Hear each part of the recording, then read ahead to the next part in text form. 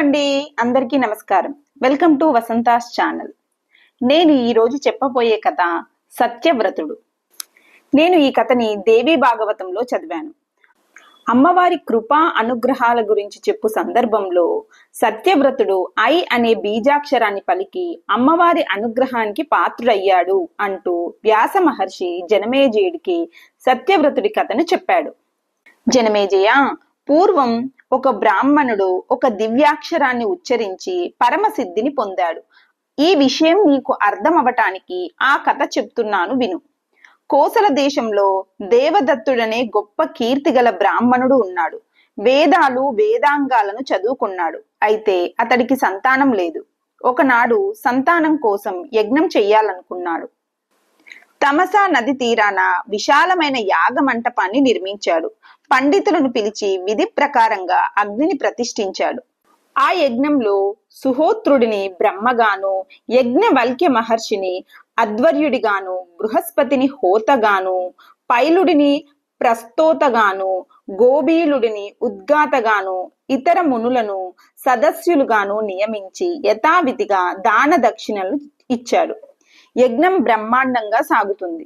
ఇంతలో సామవేదంలో పండితుడు ఉద్గాత అయిన గోబీలుడు సామగానం చేస్తూ మధ్యలో స్వరం తప్పాడు. ఇది 1-2 సార్లు కాదు, చాలా సార్లు జరిగింది. శ్వాస పీల్చటంలో తప్పు వస్తోంది. అప్పుడు యజమానుడైన దేవదత్తుడికి అతడి మంత్రాలు విని కోపం వచ్చి అతడి వైపు చూశాడు. గోబీలుడు అదేమీ పట్టించుకోకుండా శ్వాస పీలుస్తూ మళ్లీ మంత్రాన్ని తప్పుగా పలికాడు. దేవదత్తుడు కోపాన్ని తట్టుకోలేకపోయాడు. ఓ మూర్ఖుడా, తప్పులు చదవకు అని అరిచాడు. అందరి ముందర దేవదత్తుడు అలా అనేసరికి గోబీల పండితుడికి అవమానమైపోయింది. దేవదత్తుడిపై కోపించి, మూర్ఖస్తే భవితా పుత్ర షట శబ్ద వివర్జిత, నువ్వు పుత్రుడి కోసమే కదా యజ్ఞం చేస్తున్నావు, అలా అయితే నీకు మాటలు నాని మూర్ఖుడే జన్మిస్తాడు అని శపించి ఇంకా ఇలా అన్నాడు. శ్వాసను నియంత్రించటం, గుక్కపట్టి చెప్పడం అన్ని వేళలోనూ తేలికైన పని కాదు. ఈ విషయాన్ని నువ్వు గ్రహించలేకపోయావు, తెలిసి కూడా నిగ్రహించుకోలేకపోయావు. స్వరాన్ని తప్పుగా పలికాను అంటే అది నేను కావాలని చేసిన పొరపాటు కాదు. అనవసరంగా నన్ను అందరిలోనూ అవమానం చేసి నాకు ఆగ్రహం తెప్పించావు అన్నాడు గోబీల పండితుడు. ఆ శాప వాక్యాన్ని విని దేవదత్తుడు గడగడలాడిపోయాడు. అయ్యా, నేను ఏ మంచి సంతానం కోసం యజ్ఞం చేస్తున్నానో అదంతా ప్రయోజనం లేకుండా పోయింది అని ఏడుస్తూ గోబీలుడి కాళ్ళ మీద పడి ఇలా ప్రార్థించాడు. ఓ స్వామి, ఇది అన్యాయం. తప్పు మంత్రాలతో చేసిన యజ్ఞం ఫలాన్ని ఇవ్వదేమోనని మాట తూలాను. చిన్న పొరపాటుకు మీరు పెద్ద శిక్ష వేశారు. అసలే కొడుకులు లేరే అనే బాధపడుతున్న నాకు మరింత దుఃఖాన్ని కలిగించారు. మూర్ఖపుత్రుడు ఉండటం కంటే అసలు పుత్రులే లేకుండా ఉండటం మంచిది అని పండితులు అంటారు. అందులోనూ బ్రాహ్మణుడి కొడుకు మూర్ఖుడైతే అతన్ని ప్రతి వాడు నిందిస్తాడు. అప్పుడు వాడి బ్రతుకు పశువు కన్నా హీనంగా ఉంటుంది. అటువంటి మూర్ఖపుత్రుడు నాకు వద్దు. అటువంటి వాడికి పూజలందుకోవటానికి, దానాలు పుచ్చుకోవటానికి కూడా అర్హత లేదు. దేవ కార్యాలకు, పితృకార్యాలకు పనికిరాడు. అటువంటి వాడు దేశంలో ఉండటం రాజుకు కూడా మంచిది కాదు. అందుచేత అటువంటి కొడుకు నాకు వద్దు. ఎక్కడైతే మూర్ఖులు దానాలతోనూ సత్కారాలతోనూ పూజించబడతారో ఆ రాజ్యం రాజ్యం కాదు, అది పనికిమాలిన రాజ్యం. రాజు పనికిమాలిన వాడు. అటువంటి దేశంలో పండితుడు నివసించకూడదు. అందుచేత మూర్ఖపుత్రుణ్ణి కనటం కంటే మరణించటం మంచిది.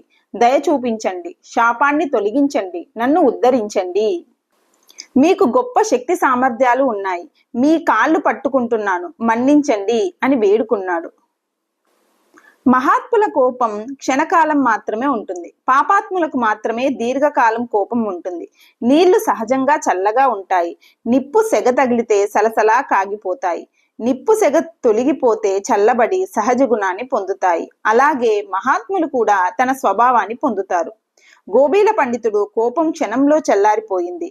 దేవదత్తుడి పట్ల ప్రసన్నుడై, ఓ దేవదత్త, భయపడకు. నీ కొడుకు మూర్ఖుడిగా జన్మించిన కొద్ది కాలంలోనే పండితుడైపోతాడు.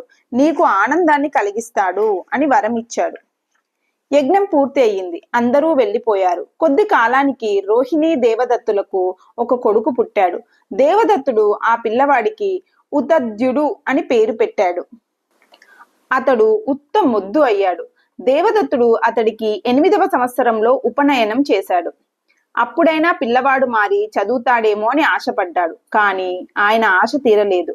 ఉతత్యుడు అమాయకంగా కూర్చునేవాడే కాని నోరు తెరిచి ఒక్క ముక్క కూడా పలికేవాడు కాదు. దాంతో పండిత పుత్ర పరమశుంఠ అనే వార్త లోకం వ్యాపించింది. తండ్రి ఎంతో దుఃఖించాడు. ఉతత్యుడు ఎక్కడికి వెళ్తే అక్కడ అందరూ అతన్ని చూసి నవ్వారు, ఆట పట్టించారు, వేలాకోలం చేశారు. ఈ అవమానాలు భరించలేక ఒక రోజున రోహిణీ దేవదత్తులు ఉతత్యుడిని, చీచీ, మా కడుపున మూర్ఖుడు పుట్టాడు, కుంటివాడో గుడ్డివాడో పుట్టినా బాగుండేది అని చీదరించుకున్నారు. ఉతత్యుడు ఇది సహించలేక ఎవరికీ చెప్పకుండా ఒక రోజున అడవికి వెళ్ళిపోయాడు. అక్కడ గంగా తీరాన ఒక గుడిసె వేసుకొని పళ్ళు తింటూ కాలక్షేపం చెయ్యసాగాడు.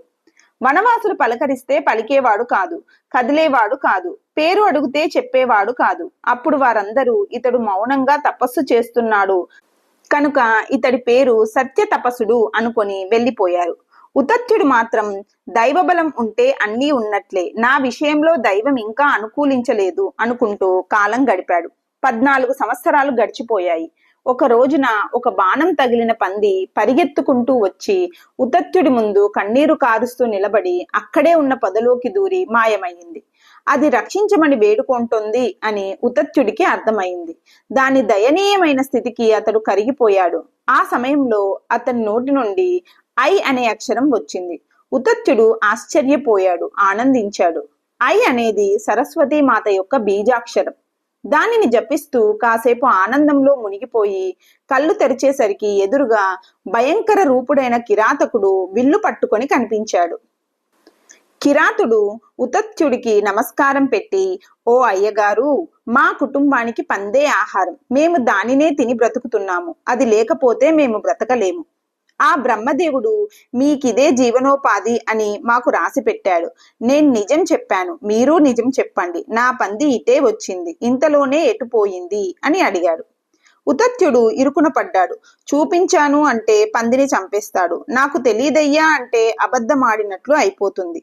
అందుచేత అతడు ధర్మ సంకటంలో పడ్డానే అని మదన పడ్డాడు. హింసకు దారి తీసేది, ప్రేరేపించేది సత్యమే అయినా అది అసత్యం. అలాగే దయతో కూడినది అసత్యమే అయినా అది సత్యమే అవుతుంది. విశ్వానికి మేలు చేసేది ఏదైనా సరే అది సత్యమే అవుతుంది అని అమ్మవారి జపం వల్ల ఉతత్యుడు ఇలా ధర్మ నిర్ణయం చేసుకున్నాడు. అమ్మవారి అనుగ్రహం ఉతత్యుడిపై ప్రసరించింది. అతడికి అన్ని విద్యలు వచ్చాయి. అతడు వాల్మీకి మహర్షిలాగా అయిపోయాడు. కిరాతుడితో ఇలా అన్నాడు, ఓ కిరాతుడా, ఎందుకని ఇన్నిసార్లు అడుగుతావు? చూసేది అంటే కళ్ళు, చెప్పలేదు, చెప్పేది అంటే నోరు, చూడలేదు, నేనేమి చెయ్యనయ్యా, వెళ్ళి ఇంకో ప్రయత్నం చేసుకో అన్నాడు.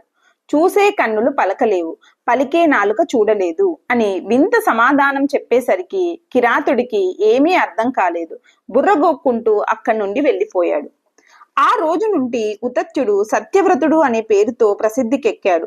అన్ని చోట్ల సన్మానాలు అందుకున్నాడు. ఒక రోజున తండ్రి అయిన దేవదత్తుడు వచ్చి కుమారుడు పండితుడయ్యాడని తెలుసుకుని ఎంతో సంతోషించి ఇంటికి తీసుకుని వెళ్ళాడు. అమ్మవారి అనుగ్రహంతో పండితుడైన ఈ సత్యవ్రతుడి కథను శాస్త్రసభలలో మునులు చర్చించుకుంటూ ఉంటారు. యజ్ఞ యాగాదులలోనూ, వ్రతాలలోనూ, పూజలలోనూ, ఇతర సందర్భాలలోనూ బ్రాహ్మణులకు అవమానం చెయ్యకూడదు. మహాత్ములైన వారు క్షణకాలం మాత్రమే కోపాన్ని వహించాలి. హింసకు ఉపకరించే సత్యాన్ని పలకకూడదు. విశ్వానికి మేలు కలుగుతుంది అన్న సందర్భంలో అసత్యం చెప్పినా అది దోషం కాదు. అమ్మవారి జపం వల్ల పాండిత్యం, సర్వశాస్త్ర జ్ఞానం లభిస్తుంది అనే ధర్మ సూక్ష్మాలను ఈ కథ ద్వారా మనం గ్రహించాలి.